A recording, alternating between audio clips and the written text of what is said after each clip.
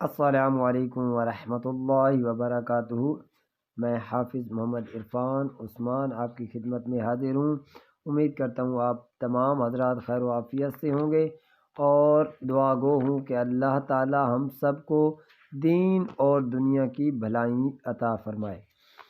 تو سب سے پہلے تو میں معذرت کروں گا کہ 2 دن ہو گئے ہیں میں سبق اپلوڈ نہیں کر سکا، کیونکہ ہمارے بھائی سعودی عرب کے لیے شکر ہے الحمدللہ روانہ ہو گئے ہیں اور اب وہ وہاں پہنچ بھی گئے ہیں۔ تو اس کو ٹیک آف کرنے کے لیے ہم گئے ہوئے تھے ملتان، اور ملتان سے واپسی پہ گھر میں کوئی گیسٹ وغیرہ آئے ہوئے تھے، تو اس حوالے سے میں سبق اپلوڈ نہیں کر سکا۔ تو آج ہم دوبارہ حاضر ہوئے ہیں 2 دن بعد۔ تو ہم نے پڑھنا ہے تختی نمبر 11 مشق سکون، یعنی جزم کی مشق پڑھ رہے ہیں۔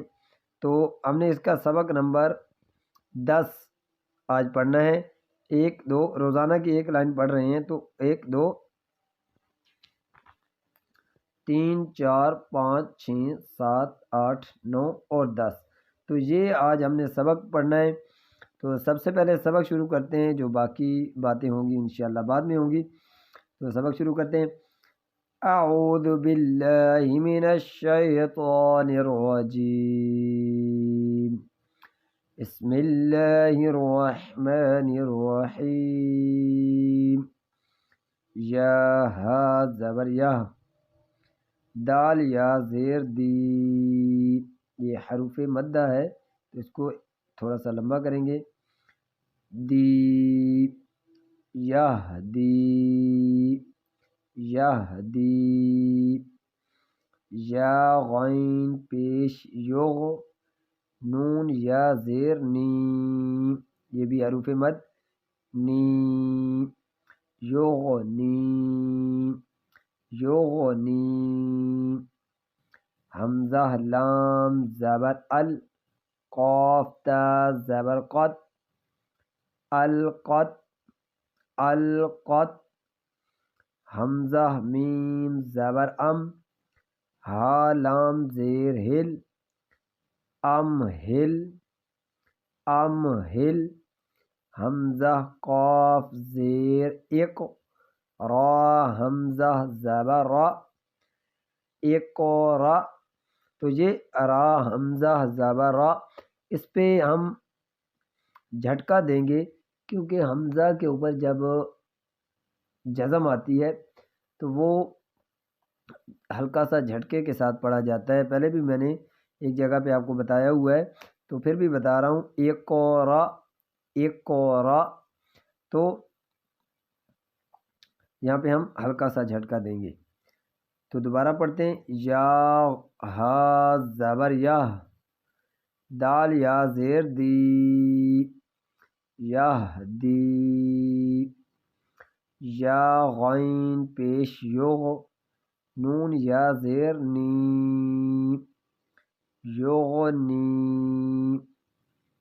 حمزہ لام زبر ال، قاف تا زبر قد، القد، القد، حمزہ میم زبر ام، ہا لام زیر ہل، ام ہل، ام ہل، حمزہ قاف زیر اق، را حمزہ زبر را، اقرا، اقرا۔ تو یہ تھا آج کا ہمارا سبق، اور جو ہے میں تقریباً ہر بار تو نہیں لیکن کبھی کبھار یہ چیزیں بھی بتا دیتا ہوں کہ جن حضرات کو چاہے میرے یوٹیوب چینل دیکھ رہے ہیں یا نہیں دیکھ رہے، یا کبھی کبھار بھی میری ویڈیو کو دیکھا ہے، چاہے وہ ہمارے سبسکرائبر ہیں یا نہیں ہیں، تو اگر وہ ویڈیو انہوں نے دیکھ بھی لی ہے اور ویڈیو اینڈ تک دیکھ رہے ہیں یا یہ ویڈیو دیکھ رہے ہیں، تو ان حضرات سے، اور اب وہ اپنے بچوں کو گھروں میں قرآن پاک پڑھا رہے ہیں، تو ان حضرات سے میری التماس ہے کہ اگر آپ کو کہیں پہ بھی کسی بھی بچے کے حوالے سے اگر کوئی مسئلہ آ رہا ہے، تو آپ ہمیں 030967233970 پہ واٹس ایپ ہے، آپ ہمیں اپنے بچے کا پرابلم بتا کے اس بچے کا پرابلم حل کروا سکتے ہیں۔ جہاں پہ بھی جو بھی مسئلہ آئے گا انشاءاللہ عز و جل آپ کو پوری ڈیٹیل میں اس مسئلے کا حل بتا دیا جائے گا کہ آپ نے اس بچے کے ساتھ کہاں پہ گڑبڑ کی ہے جس وجہ سے یہ بچے کو سبق نہیں یاد ہو رہا۔ تو جیسا ایک بچہ کبھی کبھار ایسا ہوتا ہے کہ بچے ذہنی توازن سے ٹھیک ہوتے ہیں، ان کا ذہنی مائنڈ بھی ٹھیک ہوتا ہے، لیکن ان کو قرآن حضرات یا حفاظ کرام ایسے نہیں ملتے، ایسے ٹیچر نہیں مل پاتے، جس وجہ سے وہ بچہ پراپر چلتا نہیں ہے۔ تو اگر آپ بھی بچوں پہ توجہ دیں گے تو انشاءاللہ عز و جل بچے بھی آگے صحیح چلیں گے۔ اگر ہماری بچے سے توجہ تھوڑی سی بھی ہٹ جاتی ہے تو بچے پھر گڑبڑ کرنا شروع ہو جاتے ہیں، وہ تھوڑی سی گڑبڑ پھر وہ گڑبڑ بڑھتی چلی جاتی ہے تو پھر آگے جا کے نہ تو تلفظ ہوتے ہیں بچے کے، نہ ہی بچے کے لفظ ٹھیک ہوتے ہیں۔ تو کوشش کیا کریں بچے کی بنیادی چیزیں جو ہیں وہ اچھے طریقے سے یاد کروائیں تاکہ آگے جا کے پرابلم نہ بنے۔ تو کہیں بھی کسی بچے کو مسئلہ ہے یا مسئلہ بن جاتا ہے تو آپ ہمارے واٹس ایپ پہ رابطہ کر کے اپنے بچے کا مسئلہ بتا سکتے ہیں، اور ہم انشاءاللہ عز و جل بہت ہی جلد آپ کو وہ سبق کے حساب سے آپ کو مسئلے کا حل بتا دیں گے کہ آپ نے کہاں پہ بچے کے ساتھ غلط کیا ہے جس وجہ سے جو ہے آپ کا بچہ اس نوبت پہ ہے۔ تو انشاءاللہ عز و جل ہمارا یہ یوٹیوب چینل بنانے کا مقصد صرف یہی ہے کہ اللہ تعالی ہمیں قرآن پاک کی تعلیم سیکھنے، سکھانے اور اس پر عمل کرنے کی ہمت و توفیق عطا فرمائے۔ تو تمام حضرات سے گزارش ہے